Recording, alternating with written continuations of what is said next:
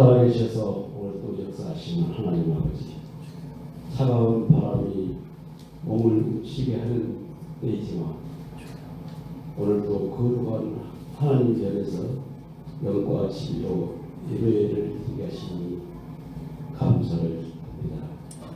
주님, 이 땅에 오시는 것을 우리 교회를 통해서 보게 하여 주시고 주님을 맞이하기 위하여 가장 성결한 마음으로 대림절 예배를 드리게 하옵소서. 하늘을 돌이켜볼 때 모든 게 주님의 은혜임을 믿습니다. 주님, 지난 한 주간 동안을 돌이켜볼 때 오직 저희들은 치아뿐입니다. 회개하옵니다. 저희들을 구비되게 주시고 용서하여 주시옵소서. 세상 살면서 지짓지 않게 하옵소서. 주님, 오늘은 우리 교회 공동회의를 열어 한 해의 결산과 2024년 계획을 세웁니다. 주님께서 이 회의를 하나하나 주장해 주시고 회의가 주님 안에서 원만히 잘 이루어질 수 있도록 인도하여 주시옵소서. 아멘. 주님, 차가운 눈바람을 헤치고 주님 집에 온 성도들에게 변함없는 사랑으로 큰 은혜를 내려 주옵소서. 항상 건강 지켜주시고 물질로도 부족함이 없는 귀한 가정을 되게 인도하여 주시옵소서. 오늘도 주님께서 함께 예배를 드려야 되는데 여러 가지 사정으로 인하여 같이 참석하지를 못하는 형제가 있습니다. 이 형제분들이 어디에 있든 어디에서 무엇을 하든 주님께서 함께 알려주시고 지켜주시고 보호하여 주시옵소서. 오늘도 변함없이 주님의 말씀을 드리고 단위에 서신 목사님을 기억하시고 성령의 두루마리를 펴주셔서 말씀을 드리며 한 자에게 놀라운 말씀의 능력을 체험하고 은혜가 넘쳐나는 시간 되게 하옵소서. 주님의 말씀에 순종하고 주님을 위하여 봉사하는 성도들을 기억하시고 수고가 더해질 때마다 말씀으로 찾아오시고 위로하시는 주님을 경험할 수 있게 하옵소서. 예배의 시종을 주님께 갑니다.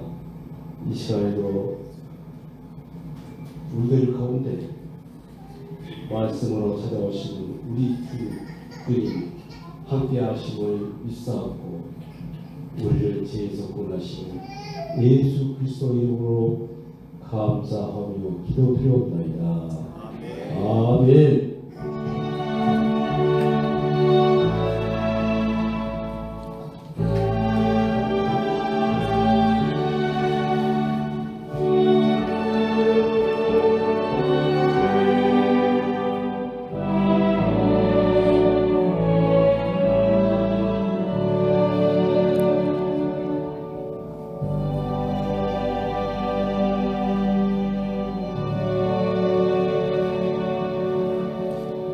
오늘 주시는 하나님의 말씀은 요한복음 1장 6절에서 9절 말씀입니다. 신약성경 141쪽입니다.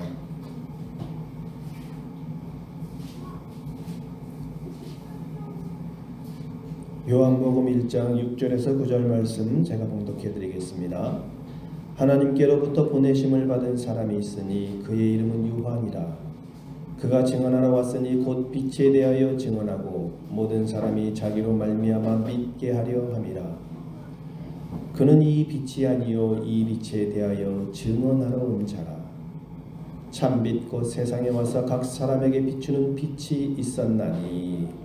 아멘. 기도드리겠습니다. 하나님 아버지 감사합니다. 거룩하고 복된 주일 허락하심을 감사하고 많은 눈이 내리는 가운데도 아버지 앞에 나와서 예배드리게 하심을 감사합니다. 이 시간에도 하나님께서 말씀하여 주옵소서. 예수님의 이름으로 기도하였습니다. 아멘. 오늘은 세례자 요한에 대해서 말씀을 드리도록 하겠습니다. 세례 요한이다. 세례 요한은 과연 누구인가? 이 세례자 요한은 누구인가? 성경의 인물 중에서 준비만 잘한 사람이 있는데 주인공이 되지 못하고 준비를 잘한 사람 여럿이 있는데 그 중에서 가장 알려진 인물이 바로 세례 요한이다. 세례자 요한 또 세례 요한 이렇게 말하죠. 이 세례자 요한은 누구인가? 그가 담당한 몫은 주님의 길을 미리 닫고 이미 오신 주님을 메시아로 선포하는 것, 그리고 자신은 그 영광의 뒷자리로 조용히 사라지는 거예요. 세례 요한이 아주 한 말 중에서 유명한 말이 있습니다. 그는 흥하여야겠고 나는 쇠하여야 하리라. 그분은 커지셔야 하고 나는 작아져야 한다. 작아져야 된다. 하나님께로부터 보내심을 받은 사람이 있으니 그 이름은 요한이다. 오늘 말씀에 보면 하나님께로부터 보내심을 받은 사람이 있는데 그 이름은 요한이라. 하나님이 보내셨어요. 하나님이 보내셨는데 그러면 왜 그를 세례 요한이라 그랬을까? 요단강에서 세례를 베풀었어요. 그래서 세례 요한이에요. 예수님께도 세례를 베풀었습니다. 사람들에게 회개의 세례를 베풀고 가르쳤기 때문에 세례 요한이다. 또 세례자 요한이다. 그렇게 말합니다. 세례를 통해서 하나님과 화해를 시키고 회개하여라. 그러면서 하나님과 화해를 시키고 메시아 구원자를 맞이할 준비를 하게 하는 것이죠. 하나님께서 이 세례자 요한을 보내신 이유는 무엇인가? 다 목적이 있습니다. 예수님이 오시기 전에 미리 준비를 시키십니다. 만왕의 왕이신 예수님이 이 땅에 오실 때 준비를 잘 해야 될 거 아니에요. 준비를 잘 이렇게 하는데, 그래서 이 세례자 요한을 하나님께서 먼저 예수님이 오시기 전에 먼저 이렇게 보내셨어요.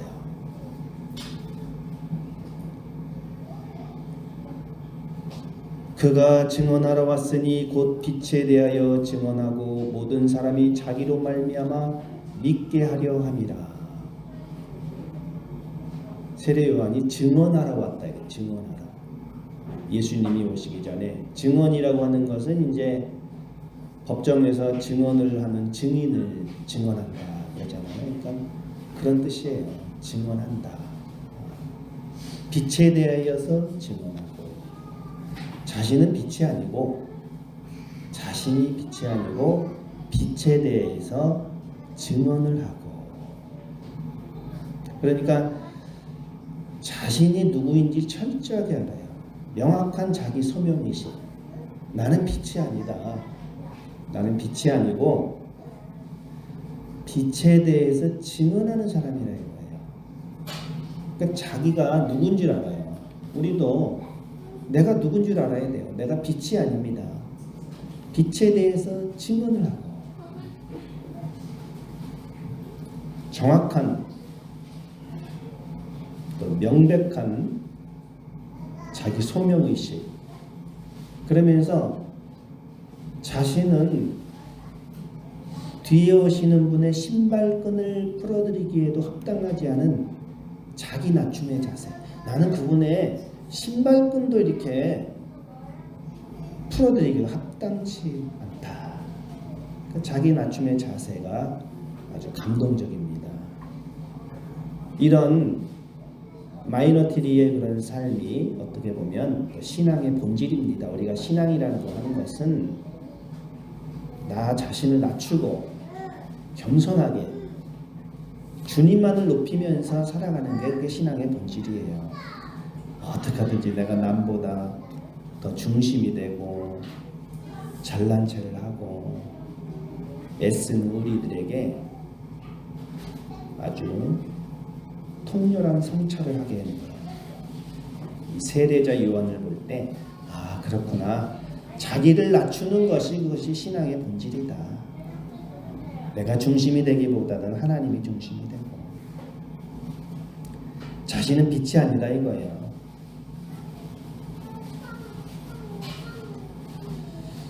자신이 빛이 아니라 빛을 증언하고 그 빛을 믿게 하려는 사명을 지닌 그런 사람이 바로 세례자 요한이다. 그러면서 이제 예수님 오시기 전에 예수님을 이렇게 준비한 그런 사람이죠. 그가 태어날 때부터 보통 사람과 달랐어요. 이 세례자 요한이 어떻게 태어났느냐? 세례자 요한이 태어날 때 예수님처럼 천사로부터 태어날 것을 미리 예고받고 태어났어요. 예수님이 탄생하기 6개월 전에 태어난 게 세례 요한이거든요. 아버지는 제사장이었습니다. 제사장 사가랴, 어머니는 엘리사벳. 아버지는 제사장, 그 제사장의 가문에서 태어났어요. 그런데 이 부부가 아버지 엄마가 아주 주님의 모든 계명과 규율을 어김없이 지키면서 하나님 앞에서 참 의롭게 살았습니다. 그런데 아기가 없었어요. 왜냐하면 엘리사벳이 아이를 낳지 못하는 여인이었기 때문이었습니다. 게다가 둘 다 나이가 많았어요. 그러고 보니까 이 사가랴와 엘리사벳은 젊었을 때는 아이를 갖게 해달라고 기도를 많이 했을 거예요. 근데 점점 나이가 들면서 아이를 위한 기도는 포기했는지도 몰라요. 그래서 오직 주님의 일에만 집중하는 것이 하나님의 뜻이라고 생각하고 제사장 일을 열심히 이렇게 감당했어요. 근데 어느 날 사가랴가 그 제사장 자기 조 차례가 돼서 하나님 앞에 제사장의 직무를 이행하는데 성소에 들어가면서 정면에 들어가는 지성소 휘장 바로 앞에 분향단이 있는데 경건한 마음으로 분향단을 향해서 이렇게 걸어가는데 이 거룩한 곳에 들어올 때마다 이 신비로운 경외감이 마음에 가득 찼는데 그래서 이렇게 조심스럽게 이렇게 이 사가랴가 이렇게 걸어가는데 갑자기 천사가 나타났습니다. 주님의 천사가 스가랴에게 나타나서 분향제단 오른쪽에 서 있었어요. 깜짝 놀랐습니다. 스가랴가 놀라서 두려움에 사로잡혔어요. 사가랴가 보고 놀라며 무서워하니 놀랐어요. 천사가 나타나니까 얼마나 놀랐을까. 이 구약 성경에도 가끔 천사들이 발현할 때 놀란다라고 언급해요. 두려움도 마찬가지예요. 인간이 자기를 훨씬 뛰어넘는 어떤 초월적인 존재의 신비 앞에서 가지게 되는 공포가 두려움이에요. 놀라움과 두려움. 놀랍고 두려워할 때 천사가 이렇게 말합니다. 천사가 그에게 이르되 사가랴여 무서워하지 말아라. 너의 간구함이 들린지라. 내 아내 엘리사벳이 내게 아들을 낳아주리니 그 이름을 요한이라 하라. 이렇게 천사가 요한의 탄생을 미리 이렇게 얘기해 주는 그런 놀라운 소식을 전하는 것이죠. 너의 간구함이 들린지라. 너의 기도를 하나님이 들으셨다. 들으셔서 아들을 낳아주리니 그 이름을 요한이라고 하여라. 그래서 요한이 태어난 거예요. 여러분, 우리도 한번 자신의 기도 생활을 한번 돌이켜 보시기 바랍니다. 하나님께서 정말 응답해 주실 것을 믿으면서 기도하시나요? 지난 한 주간 간절하게 기도한 제목은 무엇입니까? 예수님께서 이렇게 말씀하십니다. 예수께서 그들에게 항상 기도하고 낙심하지 말아야 할 것을 비유로 말씀합니다. 기도해라. 그런데 낙심하지 말아라. 그러면서 한 비유를 말씀해 주셨어요. 예수님께서 그 제자들에게 기도를 가르치시면서 언제나 기도하고 용기를 잃지 말아야 한다고 하시면서 비유를 가르쳐 주셨는데, 과부와 재판장의 비유, 과부와 재판장의 비유를 말씀하셨어요. 이 과부가 재판장을 찾아갑니다. 그런데 이 재판관은 하나님을 두려워하지도 않고 사람을 무시하는 재판관이에요. 이 과부가 자주 그에게 가서 내 원수에 대한 나의 원한을 풀어주소서라고 간청을 해요. 아주 이 과부는 힘들고 괴로운 시간을 보내고 있었습니다. 얼마나 길고 얼마나 많은 눈물로 호소를 했는지 하나님만 아십니다. 너무 괴로워서 그저 이 과부가 아니라 그저 재판관을 성가시게 되는 거예요. 그런데 이 재판관은 아주 악해요. 하나님을 두려워하지도 않고 그렇다고 인정이 있는 사람도 아니었고, 그에게 남은 것은 오로지 자신밖에 모르고 자신의 주머니만 챙길 줄 아는 그런 사람이었어요. 그런 사람. 과부는 아주 끈질기게 매달리고 성가시게 하고, 아주 인정 없는 재판관이 짜증날 정도로 아주 귀찮게 합니다. 하도 그러니까 자주 가서 재판장 찾아가서 나의 원한을 풀어주십시오. 아주 그냥 귀찮게 하고 짜증나게 하고 자꾸 막 이 재판관이 도저히 감당하기 어려운 이 여인을 만나기로 결심을 하는 거예요. 예수님의 비유의 말씀이에요. 왜 이 재판장이, 악한 재판장이 과부를 만나느냐? 자기를 너무나도 닥달하며 볶아치기 때문에 참으로 미칠 지경이에요. 견디지 못한 그가 이렇게 말합니다. 이 과부가 나를 번거롭게 하니 내가 그 원한을 풀어주리라. 그렇지 않으면 늘 와서 나를 괴롭게 하리라 하였느니라. 자, 줬어. 나 정말 지쳤어. 당신이 이겼어. 당신이 원하는 대로 해주겠어. 그러니 제발 그만하시오. 이 비유를 통해서 주님께서 계속 이렇게 말씀하십니다. 주님이 이렇게 말씀하시네. 이 고약한 재판관의 말을 새겨들어라. 하나님께서 택하신 백성이 밤낮 부르짖는데도 올바르게 판결해 주시지 않으시고 오랫동안 그대로 내버려 두실 것 같으냐? 내가 너희에게 이르노니 속히 그 원한을 풀어주시리라. 하나님께서 우리의 원통함을 풀어주시는 거예요. 하나님 앞에 매달리고 간청하고 기도하면 하나님께서 그 원통함을 풀어주시는 거예요. 하나님께서 해결해 주심을 믿으시길 바랍니다. 하나님 정말 풀어주실까? 아멘 했는데 하나님 정말 기도를 들어주실까? 하나님은 부르짖는 그의 자녀들의 정말로 억울함을 풀어주실 것인가? 여러분 의심이 들잖아요. 정말 하나님이 해결해 주실 것인가? 예수님이 우리에게 약속하셨습니다. 구하라 그리하면 너에게 주실 것이요 찾으라 그리하면 찾아낼 것이요 문을 두드려라 그러면 너에게 열릴 것이니라. 구하시고 찾으시고 두드리시고, 예수님 우리에게 그래 영적인 것만 구해라, 육신적인 것만 구하지 말고 영적인 것만 구해라 그렇게 말씀하지 않으시고, 너희가 내 이름으로 구하는 것이면 무엇이든지 다 내가 이루어 주겠다. 무엇이든지 이루어 주겠다. 그럼 왜 못 받느냐? 여러분 왜 못 받냐? 그 왜 하나님이 주신다고 했는데 왜 못 받는 줄 아십니까? 응답을. 도대체 뭐가 문제예요? 뭐가? 그래서 예수님께서 말씀하십니다. 포기하지 말아라. 예수님께서 이렇게 말씀하셨어요. 예수께서 그들에게 항상 기도하고 낙심 말아야 할 것을 비유로 말씀해요. 낙심하지 말아라. 포기하지 말고 기도해라. 내가 유혹이 포기하고 싶어요. 안 되니까. 포기하고 싶은 유일한 실수는 그거예요. 낙심하는, 기도하다가 낙심하는 거예요. 낙심하는.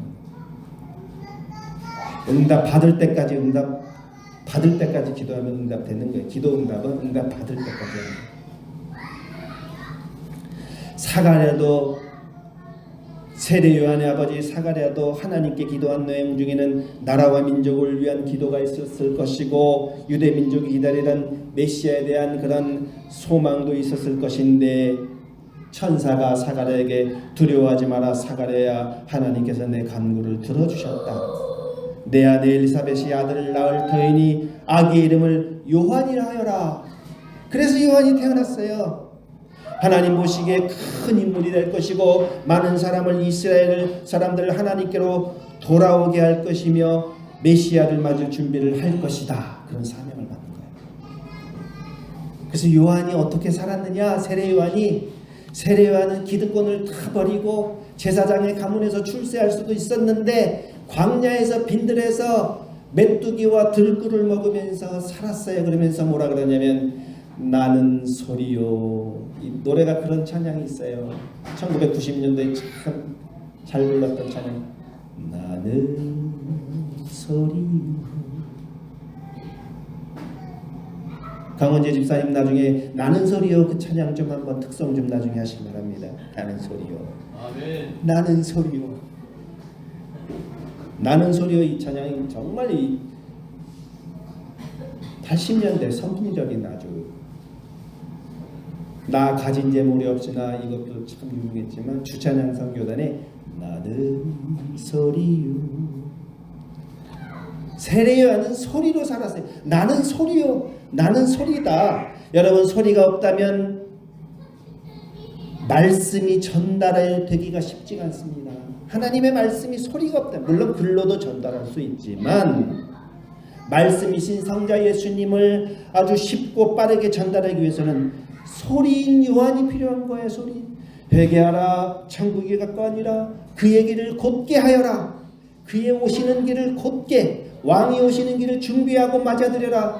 이제 메시아가 오시는데 회개를 통해서 하나님과 화해를 하고 잘 준비를 해라. 여러분 우리가 성탄절에 주님이 오십니다. 대림절에 주님을 기다리시면서 회개하는 마음으로 우리의 마음을 곧게 해야 되는 거예요. 그 주인공을 세상에 알리고 내가 지금 사람들에게 전해주는 말씀 그 말씀으로 사람들이 하나님을 만나고 그 말씀으로 사람들이 기쁨을 찾을 수만 있다면 나는 소리일 뿐이지만 그 기쁨을 함께 나눌 수가 있는 거예요. 나는 소리다. 나는 소리야. 나는 소리다. 나는 소리요. 소리예요. 소리로 살았어요. 소리로. 우리도 소리로 살아야 돼요. 나는 소리다. 예수님의 말씀을 전하는 소리다. 예수님을 증거하는 소리다. 이 세례 요한이 단 한 번도 여자와 사랑을 속삭인 적도 없고 가정의 안락함을 누려본 적도 없고 인생이 누릴 수 있는 최소한의 단맛도 그에게는 사치였고 덕망이 있는 제사장 가문에서 태어났지만 제사장 자리를 포기하고 오직 주님의 길을 준비하기 위해서 외치는 자의 소리로 살았던 게 바로 세례 요한이에요. 왕이 오시는데 뭐 사전에 철저한 준비가 이루어져야 합니다. 왜냐하면 그의 오실 길을 곧게 하여라. 하늘의 오명을 받았기 때문에 그렇게 살았어요. 세례 요한이. 나는 소리요 증언하러 왔다. 8절 말씀에 그는 이 빛이 아니요 이 빛에 대하여 증언하러 왔다. 증언하러 왔어요. 증언하러 왔어요. 하나님은 세례자 요한을 보내시어 주님을 증언하게 하십니다. 예수님을 준비하는 계절인 대림절에 하나님이 우리에게 이렇게 오시는데 하나님에게서 멀어진 마음을 다시 하나님께로 향하게 하기 위해서 여러 가지를 준비하시는데 성탄트리도 장식하고 아름답게 꾸미고 설렘과 기쁨의 마음을 갖게 하고 자비로운 손길을 또 느끼게 하고 하나님의 은총도 깨우쳐 주시고 회개하는 마음도 주시고 이러면서 준비를 시켜요. 여러분 준비를 잘 하셔서 주님을 잘 모시고 9절 말씀에 참빛 곧 세상에 와서 각 사람에게 비추는 빛이 있었나니 참빛이 바로 세상에 와서 각 사람에게 빛을 비추는 빛이 있었다. 그게 예수님이에요. 예수님. 여러분, 우리가 살면서 빛을 많이 받아야 됩니다. 우리가 얼마나 그리스도의 빛을 많이 쬐느냐에 따라서 우리의 인생이 훈훈하냐 그렇지 않느냐. 여러분, 태양빛을 적게 받으면 식물이 잘 자라지 못해요. 열대지방은 숲으로 우거졌잖아요. 우리도 그리스도의 빛을 적게 받으면, 우리가 그리스도의 빛을 적게 받으면 어떻게 되는 줄 아십니까? 여러분도 그리스도의 빛을 많이 받아야 되는데 적게 받으면은 여러분 인생살이가 참 춥습니다. 생명의 역동성이 아주 약하고 신앙생활을 해도 늘 염려와 걱정과 근심 속에서 세속적인 전망을 따라 살고 비관하고 우울하고, 왜냐? 예수님의 빛을 많이 받으면 기분이 상쾌하고 좋고 인생살이가 늘 훈훈하고 따뜻하고. 여러분, 예수님의 빛을 많이 받으셔야 돼요. 예수 그리스도는 참빛이시고 그 빛으로부터 생명이 생겨나는 것입니다. 예수님의 빛을 많이 받으셔야 됩니다. 여러분, 예수님의 빛을 어떻게 하면 많이 받을 수가 있을까요? 그 빛을 전달하는 매개체가 있어야 돼요. 매개체가. 이 매개체는 둘 사이 어떤 것을 맺어주는 건데, 맺자가 매개체 할 때 이 맺자가 중매 맺자, 중개자 안내자. 요한이 바로 이 매개체였어요. 요한은 바로 빛을 증언하는 자로서 소리일 뿐이지만 소리로서 매개체의 역할을 했는데, 우리도 그리스도의 빛을 전달하는 사람들이 되어야 되는 것입니다. 말씀도 설교자도 어떻게 보면 매개체입니다. 매개체. 우리가 교회 다닐 때 처음부터 신앙이 자라지는 않아요. 또 예배에 잘 참석해서 설교를 또 들어야 됩니다. 예배의 심장인 주일 예배, 예배의 기둥인 수요 예배. 그것을 통해서 그리스도의 빛을 잘 쬐어야 되는 것이에요. 최소한 이렇게 우리가 주일 예배, 또 수요일 예배, 할 수 있으면 구역 예배, 새벽 예배, 오후 예배. 그러나 최소한도 주일. 거기 하나 더 보태서 수요일. 세례자 요한같이 겸손히 자신을 낮추고 예수 그리스도의 빛을 전달하는 소리가 되시기를 주님의 이름으로 축원합니다.